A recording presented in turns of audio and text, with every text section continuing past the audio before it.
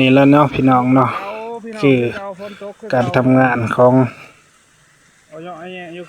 ข้าพเจ้าว่าซั่นซะมื้อนี้ก็ฝนตกคือเก่าเนาะนี่ก็สิเป็นประมวลภาพประมวลคลิปเนาะฝนตกเนาะเส้นทางลำบากคือเก่าเนาะน้ำเซาะน้ำทางน้ำสูงน้ำท่วมทางเนาะนี่ก็มันบกลงแน่เลยได้พี่น้องช่วงนั้นฝนตกแห้งเนาะยังตัดใหม่บ่ทันแล้วพอดีครึ่งหน้าแข้งจะน้ำอาบทางลงมาเนาะน้ำไหลป่ามา